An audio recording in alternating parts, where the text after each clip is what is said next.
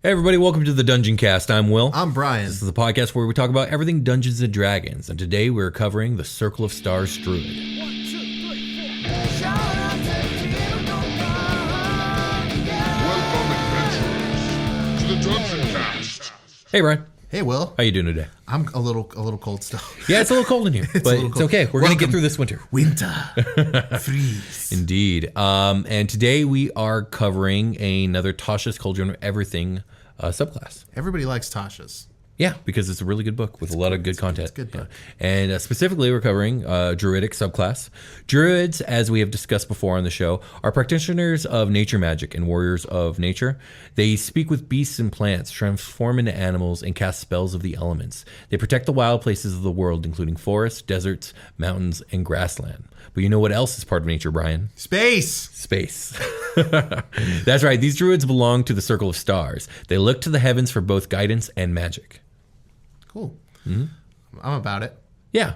The Circle of Stars allows druids to draw on the power of starlight. These druids have tracked heavenly patterns since time immemorial, discovering secrets hidden amid the constellations. By revealing and understanding these secrets, the Circle of Stars seeks to harness the power of the cosmos. This is cool. They're just like looking at space, basically. Yeah, I mean, it's very much like, they're like star seers, right? Yeah, they're not like in space. They're just like looking and admiring. Yeah, they're looking, they're appreciating, and they're utilizing, like, Okay. you know, like a lot of the ancient peoples of seafaring real folk. history. Sure, there's that. But I was thinking, like, in ancient history, a lot of people looking to the stars to foretell the future. Yeah. That's definitely what they're doing. Ooh, they're like... Except for it actually works because this is D&D. they can do real magic. Yeah, absolutely. This magic is real in this non-real thing we're imagining. Indeed. Great. So many druids of the circle keep records of the constellations and the stars' effects on the world. Some groups document these observations at megalithic sites, which serve as enigmatic libraries of lore. These repositories might take the form of stone circles, pyramids, petroglyphs, and underground temples. Any construction durable enough to protect the circle's sacred knowledge even against a great cataclysm. Yeah, Stonehenge immediately would come to mind, right? Sure, yeah. Although that's pretty ambiguous as to what that was. Yeah, but it matches with, I think, the solar calendar to a certain degree. And I know the pyramids align with certain star formations. Yes, that's true. And they're actually they're at like super, like the lat longe of those things is like a third of the way up. It's like very mathematical. Yeah, it's very precise from my very limited understanding of it. Same. But yeah, any questions before we get into it? I want to get get into it. All right, so let's do that. So the druid gets their subclass at level 2. So this is when you're going to get your first feature. And the first feature you get is called Star Map. You've created a star chart as part of your heavenly studies. It is a tiny object and can serve as a spellcasting focus for your druid spells. You determine its form by rolling on the star map table or by choosing one of your own. While holding this map, you have these benefits. You know the guidance cantrip, which is a very useful cantrip. Super useful. You have the guiding bolt spell prepared. It counts as a druid spell for you. I think normally it's usually a cleric spell. And it doesn't count against the number of spells that you have prepared. You can cast guiding bolt without expending a spell slot. You can do so a number of times equal to your proficiency bonus, and you regain all expended uses when you finish a long rest. Love that. Just like the breath weapon stuff. Very nice. So yes. good. What a good upgrade. And guiding bolt is a very good spell, especially at early levels. Yeah, you want to help people kill something? Yeah, that's a good one. And it does good damage too. Yeah. It's not a bad spell at all. If you lose the map, you can perform a 1-hour ceremony to magically create a replacement. This ceremony can be performed during a short or long rest, and it destroys the previous map. And you also have to do the ceremony to summon your backpack before that. Yeah, sure, I guess. This is a Dora the Explorer reference. Oh, dude, there was no fucking way I was gonna get that. You have to say backpack 1,000 times, and then you have to summon the map. That's what she. Oh, is that the one where it's I'm the map? No, that's you nailed it. Yeah, okay. They're like, right. Which one of these fucking things is a map? And it's like, hey, it's me. I'm the map. Yeah. All right, cool. Moving on. All right. You also get another feature at level 2. It's called Starry Form. As a bonus action, you can expend a use of your wild shape feature to take on a starry form rather than transforming into a beast. While in your starry form, you retain your game statistics, but your body becomes luminous. Your joints glimmer like stars, and glowing lines connect them as on a star chart. This form sheds bright light in a 10-foot radius and dim light in an additional 10-foot radius. The form lasts for 10 minutes. It ends early if you dismiss it, no action required. are incapacitated, die, or use this feature again. When you assume your starry form, choose which of the following constellations glimmers on your body. Your choice gives you certain benefits while you're in this form. The first form is Archer. A constellation of an archer appears on you.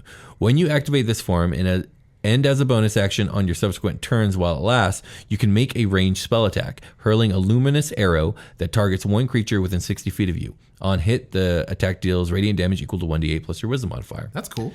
That's cool, but I guess the bonus action part is cool because that's basically a sacred flame. Yeah. Chalice is the next constellation you can choose. A constellation of a life-giving goblet appears on you. Whenever you cast a spell using a spell slot that restores hit points to a creature, you or another creature within 30 feet of you can regain hit points equal to 1d8 plus your wisdom modifier. Now that's excellent. Also very That's good. Very excellent. Yeah, because a little bit of healing goes a long way. Yeah, in fifth and edition. that's spreading the healing too. It's like you're healing one person and then you can heal yourself or another. That's excellent. pretty great. When your party's in trouble, that is like prime. The next constellation you can choose from is Dragon. A constellation of a wise dragon appears on you. When you make an intelligence or wisdom check or a constitution saving throw to maintain concentration on a spell, you can treat a roll of 9 or lower on the d20 as a 10. That's pretty fucking good. Yeah, so basically you can't fail, right? For the most Well, part. no, you can. It's just you're like, very if you- unlikely to. If you take, so the way it works is if you take less damage, so you take damage, right? If Right. you take less than 10, the DC to pass the concentration check is 10. 10. So you'll never fail that way. Right. You should be able to just auto pass anything that's like a 5. You Yeah. take 5 damage, you roll, you get a 10. Yeah. You okay. win. You win the game. Yeah, absolutely. But if you take a 12, then it doesn't matter. If You gotta take 12, roll. then Yeah, you you gotta gotta- roll the you 12. gotta do that. Either way, that's actually pretty excellent too if you're really What a other warcaster. class gets features like that? Like the rogue? And then I can't think of classes that just get auto numbers, you know what I mean? Yeah, and the only thing I can think of that helps you with concentration saving throws is the warcaster feat. Right. That's pretty much the only other thing. Right. Interesting. So those are the three. You get 3 constellations, and quite frankly, they're all useful. Archer's cool, but it's not the most useful of the 3, really. Yeah, they're all situational though. So if Yeah. you really need the damage output, then I guess you could go for that, right? Yeah, I guess you could if you're really focusing on being a damaging druid, which you could. You totally could. Yeah, whatever the situation calls for. The point I think here is that you have the option to do one of these 3. You do have the option. Now a star chart is like basically a like the is it Hercules, the Disney movie Hercules that they do the intro, and they kind of have like the constellations moving with like the connect the dots style art. Sure. Yeah. That's what a star chart looks like, right? Well, Just connect the dots. In this case, it's what your starry form kind of looks like. I mean, yeah, essentially, from what I understand of a star chart, it's one of 2. Well, no, it's one essential thing. You are charting the movement of the stars across the sky. Okay. Usually via constellation, because it's the easiest way to keep track. And for sailors, it's going to help them, navigate. Mm-hmm. And then for people into astrology, I guess it helps you foretell the future. Yeah, like Moana, she makes the shape of an L on her forehead, and then she like sees the star. Dude, I above her barely finger or remember whatever. that movie. I remember liking that movie, but I don't remember that. That's part. how she's tracking. She's like pairing up a star with the first and middle finger. There's like a star formation there, and she's like, "Okay, I'm in the right spot." Yeah, except for like she would need to be aware of like the time of year and stuff to make up for the fact that those formations are they're changing. Yes, I don't know how to explain that part of Moana. Sorry, No, it's okay. It's totally fine. I guess it was just cool. She was that one probably time. just traveling for a couple days, so it never came into play. Her ghost grandma was figuring it out for her. I'm pretty sure, right? Absolutely. And like the ocean was like a thing, and every time she fucked it up, the ocean would be like, "No, it's cool. I got you." Yeah, I think I remember that. I don't know why the ocean just doesn't fucking handle it, but all right. All right, let's get back to Star Druids. Okay. Fuck the ocean. We're talking about space. Fuck the ocean. This is like extra ocean. Yeah, it's like the the bigger, super better. ocean. It's the real ocean. It's the bigger, better, less pressurized. It's the Star Ocean, like the game. Stocean. Cosmic Omen is the feature that you get at level 6 of the Circle Star Druid. Whenever you finish a long rest, you can consult your star map for omens. When you do so, roll a die. Until you finish your next long rest, you gain access to a special reaction based on whether you rolled an even or odd number on the die. If my fellow party members said they were going to do this, I'd be like, that sounds fucking sus, my guy. I know, right? Please don't. So this is wheel or woe, which we're vaguely great. familiar with when it comes to augury. So wheel is even. Whenever a creature you can see within 30 feet of you is about to make an attack roll, a saving throw, or an ability check, you can use your reaction to roll a d6 and add the number rolled to the total. That's cool. So you can help a friend. Nice. Whoa. Odd. Whoa. Whoa. Whenever a creature you can see within 30 feet of you is about to make an attack roll, a saving throw, or an ability check, you use reaction to roll a d6 and subtract the number rolled from the total. So it's like mitigate an enemy. Yeah. Like help an ally, mitigate an enemy. You can use this reaction a number of times equal to your proficiency bonus, and you regain all expended uses when you finish a long rest. Now that's really useful. You're just like psychic, but not. Like sort of. You're divinating. Yeah. I think is the idea here. Yeah. And so On the fly. I think the idea here is that in your divinations, you saw this scenario and now you can like say the right thing or do the right thing to cause your ally to have a bonus in whatever it is they're doing. Okay. Hey, You got to kind of retroactively. Hey man, I'm looking at my star chart and just like when you're fighting out there, just keep dodging left, dude. Sure. Thumbs up. Yeah, you can play it like that, sure. But a number of times equal to your proficiency bonus. So like, let's say at level 8 or 9, do you have a +4 by then? No, you get a +4 around level 10, huh? Let's just call it like a level 5 +3 kind of thing. Okay, so yeah, level 5 +3. So 3 times a day, you can add a d6 to your allies pretty much every day, or take a d6 away from your enemies every day. It's pretty damn useful. You're going to use all 3 of them, almost guaranteed. Yeah, you should anyway, probably. Yeah, this smells like a good feature, but I haven't thought about it long enough to know if it is or not. Yeah, it definitely smells like roses, though. It does. It super smells like Druidic roses. space roses. Druidic space roses. Twinkling Constellations is the next feature you get. You can get it at level 10. Mm-hmm. The constellation of your Starry Form, the constellations of your Starry Form improve. The 1d8 of the Archer and Chalice become 2d8, while the dragon is active, you have a flying speed of 20 feet. Hey, wow. Over. I was Holy like, shit. yeah, cantrip style scaling. Okay. That's nice. Oh, fuck, you can fly. Great. The dragon one's not bad because like you get to save against better saves against your concentration failing. So it's like do a concentration spell, then fly into the sky and probably not get your concentration broken. That's cool, yeah, because like as a druid, like one of the tactics you can do is like cast a concentration spell, wild shape, and then you just have to like try to maintain the concentration for action economy. So that's going to help you out. Yeah, absolutely. So, moreover, at the start of each of your turns, while in your Starry Form, you can change which constellation glimmers on your body. Ooh. Oh, okay. So you can Switch switch it out for need. Don't okay. do it while you're flying, unless the other ones let you fly. Bad move. I believe this is the final feature. At level 14, you get the feature called Full of Stars. When in your Starry Form, you become partially incorporeal, giving you resistance to bludgeoning, piercing, and slashing damage. Okay, I mean, that's useful. Somebody listening to a lot of Coldplay, like modern Coldplay, does they have that Sky Full of Stars song? I barely understand the reference. It's a newer book. Yeah. It's your sky. No, I don't know the song. Sky I don't know it. Full of stars. Okay. I want to show you my heart, or something like that. Oh, Coldplay, what happened to you? I like Coldplay, but I don't know what song you're referring to, so maybe it's bad. But Insert 40-year-old virgin joke here. Okay. I'm not saying that. The resistance to bludgeoning, piercing, and slashing damage is good because it's not specific, so that includes magical. Oh, nice. Yeah. So it's excellent. In that way, even if it's a pretty like very basic, mundane. There's not a lot of bells and whistles to this feature. It's just good. I also like becoming partially incorporeal. Yeah, I mean, that's fun. It sounds like fun. So what does that mean? How do you like? You're translucent. What it means is like much like a D&D ghost, which is partially incorporeal. Things pass through you, but they also damage you. Okay. Like, yeah. The mace didn't rip your face off. It just made you look fuzzy for a minute. It warbled my face. But it certainly hurt. He warbled my face, bro. Indeed. Ow. So this subclass seems fun and it seems useful, but I don't know how quote unquote overpowered or underpowered it is. Yeah. Because we're always going to have to compare to the Circle of the Moon. I would imagine that it's, that's not really a fair comparison no matter what, right? I know, but that's the hard line that has been drawn by Sure. this game. Everything will always fall under the Circle of the Moon. Period. In story. I mean, yeah, I guess so. Yeah, It would have to. Yeah. Because that's like Circle of the Moon is so good. It's so powerful. But my point is, like, when you attach these features to the fact that a druid is a full caster, I mean, this is a good class, I think. Yeah, I like it a lot. This there's a lot of play here for flavor. Yeah. Which I'm definitely gonna get into with my character build today. Yeah. Oh, well, you know what? You want to talk about that? Only if you let me take a fucking break. All right, let's take a short rest. This episode of the Dungeoncast is sponsored by The Adventurer's Guide to the Bible. Cleopatra is dead, and Rome and Parthia struggle for world domination in this immersive historical setting for 5th edition.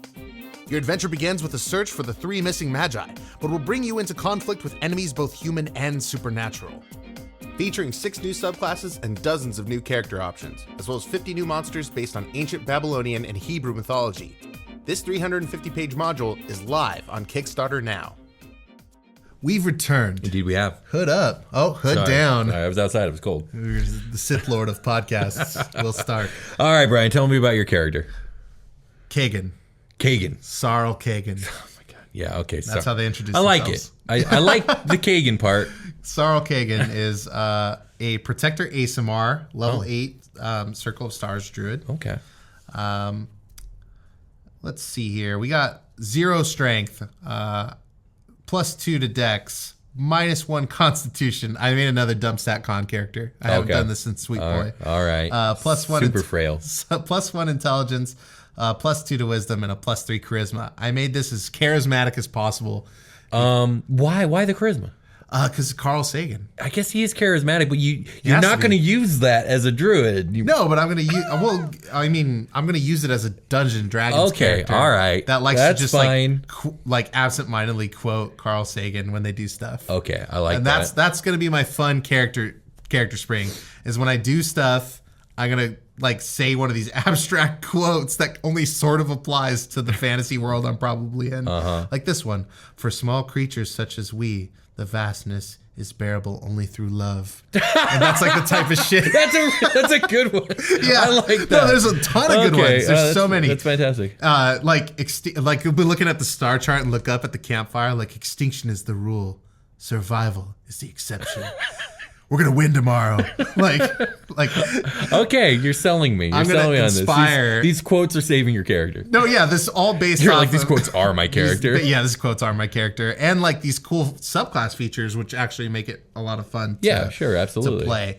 I probably have fucking constellation tattoos on me and shit. I probably glow at night, stuff like that. Because Here's a question: would you assign quotes to particular spells? And so every time you cast a particular spell, you say a particular quote? Yeah, I was just about to do something like that. Okay. This one says, absence of evidence is not evidence of absence. And then I'll fucking obliterate somebody with guiding boulders and shit like that.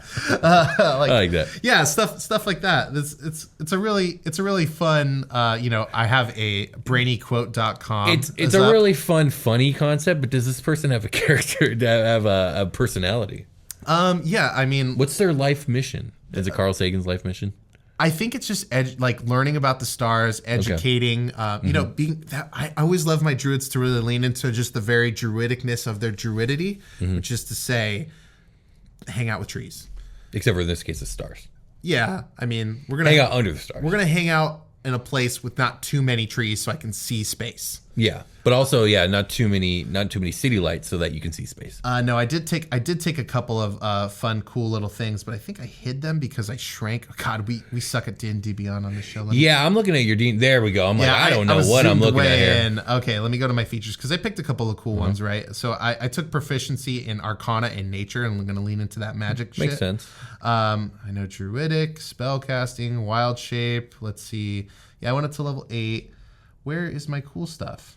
Starry Form. That's a bad name, by the way, Starry Form. Why? I just don't like it. Oh, okay. I don't really like it.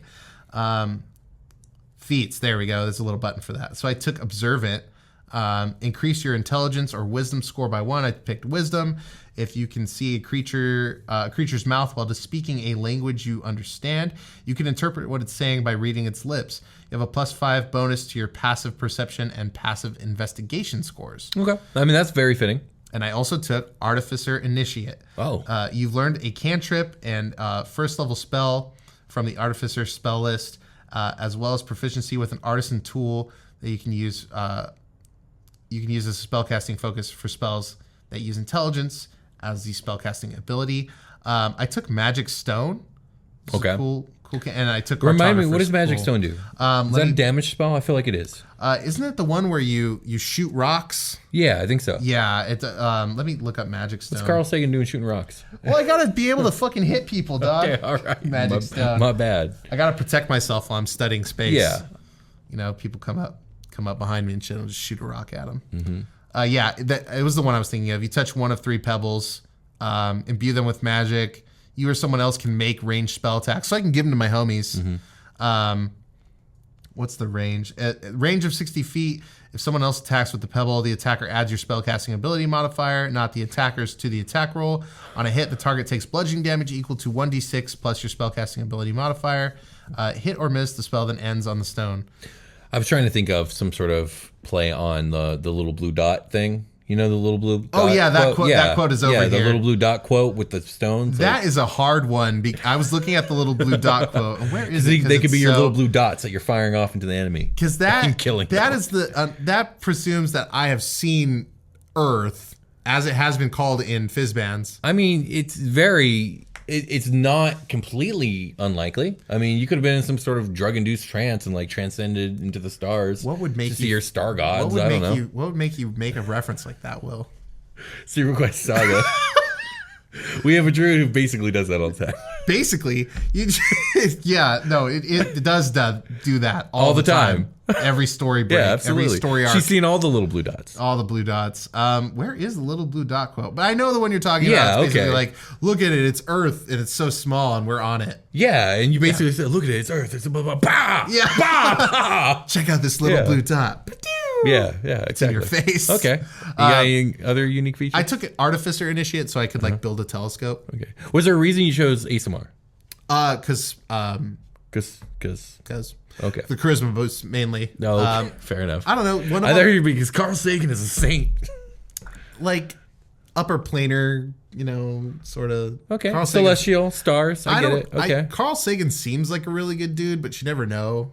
Carl Sagan was a very, very good dude from everything I know about him. Read many of his books. From what we know on the show, Carl Sagan's a pretty good dude, and I don't mind basing a character off of him. I've had trouble with this and in the making that past character an angel. about not doing my research about like using pop culture figures for characters. But I felt been a safe thing. about Carl Sagan. I think it's a safe who choice. Seems like a pretty good dude. Neil deGrasse Tyson seems to. I don't know enough about him. He vouches for Carl Sagan. That he's like he brought him on board. Although I don't know if I can vouch for Neil deGrasse Tyson because there's some dirt on him I'm as well. pretty sure Carl Sagan is pretty widely, unanimously like considered like an intellectual saint. I mean, that's what I thought. I got a +4 to nature. That's cool. Yeah, it's really good. Intelligence saving throw, wisdom saving throws. I can walk 30 feet. Like Carl Sagan probably could. I left my HP at level 8 is 35. Oh, that's rough. And my AC without any buffs is You're 12. You're in danger. I'm going to be bark skinning. You're in space skin. Yeah, Reflavor space that skin, spell to yeah. space skin. Asteroid skin. That's where I was going with the magic stones. It's like I'm gonna shoot meteors. Oh, okay. Yeah, that's cool. I like that. Maybe when I shoot them, they'll like catch fire. Like they're breaking atmosphere. Yeah, that's awesome. I think that's really good. Yeah. Let me see what I took for my background. I forgot. What do you think of this guy? Well, this is a girl. Okay. Kagan by itself is a cool name. Oh, entertainer. That's what I took. Entertainer. Yeah. You took entertainer. I used to teach people publicly about space. I guess that is technically entertainer. I always think Carl Sagan is more of an intellectual and professor. Yeah, but he had he had the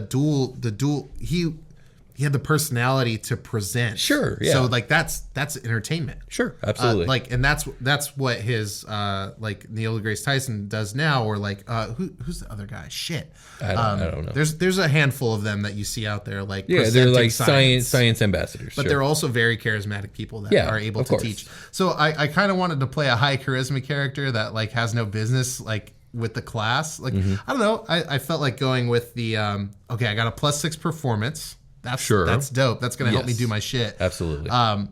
But my mission in life is to spread the word about Stars in space. Whatever that means for the setting we're in. Works for me, man. Kagan. Hey, man, see that one up there? That's a dragon. Check it out. The girl with the dragon tattoo right here in front of you. I can fly. It's time to get ready for our long rest. So let's do that. Yeah, okay. Hey, everybody. Welcome to the long rest. It is going to be a long. Hopefully not too long. No, that's not how this works. We're getting ready to go to bed, and we do that with your help. Wait, no. Do we do that with their help? We just do that. We're going to help each other go to sleep? What do we do here? Well, what are we doing? I think we're supposed to do Patreon shoutouts. Will, I'm starting to panic. Yeah, we're going to do Patreon shoutouts. Hey, everybody that came into Patreon for like the whole month of December and then the last week of November, and maybe even the week before that, thanks giving it to them. Were you thanks giving it to us? Thank you. We lost some of the names. We have like a list. There's a chink in our armor. There's a gap. If we don't shout you out right now, is what I'm saying. Send us a message so that we can get you on the next one. Because we want to shout you out. Holidays have been crazy. It's been chaotic, and we lost our list. There's been some crazy stuff. Anyway, we're not going to get into that. We have the list updated from a certain date on, and because of the way we recorded things, one of the lists got lost in the shuffle, got overwritten or copied or whatever. But anyway. Here we go. Let's go. Here we go. There's going to be some more recent stuff, but we saw you guys come in. We didn't forget about you, and we're going to get you. Send us a message to help us remember. I mean, we de facto did forget about you. That's literally but we didn't forget that you exist. We just forgot the specifics. We ran out of time last recording. Yeah, well, yeah, that's why, yeah. I don't forget about all right. you. Okay, all right. I didn't forget. Will forgot you. All right, here we go. We got Nathan Bird. Thank you, Nathan. Thank you, Nathan Bird. Nathan Bird. It's BYRD, is that? Yeah, I see that. It's like Larry Bird. Oh, yeah. Like Larry Bird. Nathan Bird, dunking on him. Dunking on the Dungeoncast. All right. Thank you, Nathan Bird. We got Zachary Barrett. Thank you, Zachary. Zachary Barrett with the Gatling gun arm from Final Fantasy VII. Yes, you got it. Yeah. Okay. Thank you, Zachary Barrett. Carolyn Harper. Thank you, Carolyn. We see you, Carolyn. Thank you. Tynan Cameron. Thank you, Tynan. Thank you, Tynan Cameron. Cameron. Thank you. Oh shit, dude, it's David. Thank you, David. Thank you, David. I would say just David, but that would imply that that's your tag. It's David. No, it's just David. No. You said it's David. It's just David. No, David. I had a pause there. It's David.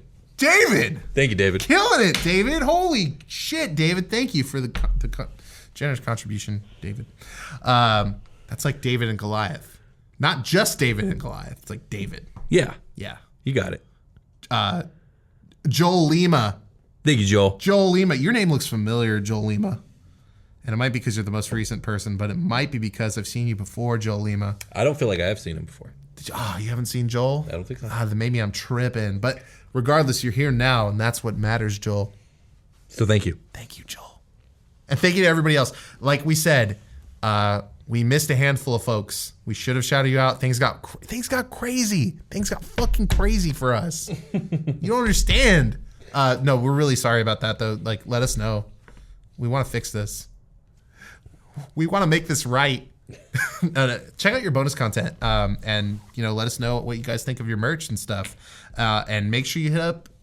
Join our Discord if you haven't, especially if you're on Patreon, because you get that exclusive shit that nobody else is getting, except for other patrons, of course, and the moderators and stuff on Discord that go in there, who are all very wonderful, nice, friendly people that we care about here on the show a lot. Absolutely. Don't hassle them, because then you'll be it's like you're hassling me. Exactly. And I'll come hassle you. I actually won't, but like it'd be cool if everyone's just chill, We like that. Indeed.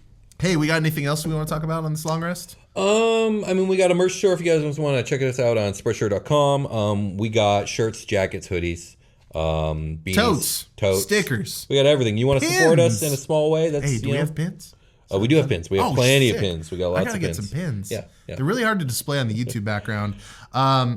Hey, let me check my Discord real quick.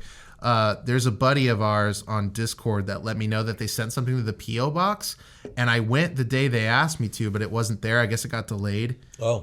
And I haven't had a chance to go back. I tried to go today. It didn't work out. Oh, yeah. Murdrak. Hey, man, I haven't had a chance to go to the P.O. box yet, but I will, like, probably this week. But don't worry, your shout-out's coming. And also, sorry, Marcos, my kid took that cool red beholder stuffy you gave me. So it's not on the background. I don't know where she put it. I think so we have like a beanbag style, like zipped up place to store things for stuffed animals. Sure. I think it's in there. I'm going to go check after this recording. I got to get that thing on the back. Yeah. Okay. The honor of the year of the beholder. I have great places to hang it from. I think it was up there for one episode, and then I forgot to say something about it.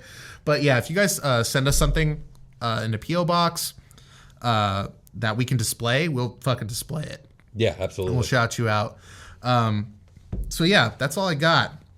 All right, guys, I think we are going to call it a game. I love you. We'll talk to you guys later. Yeah, bye.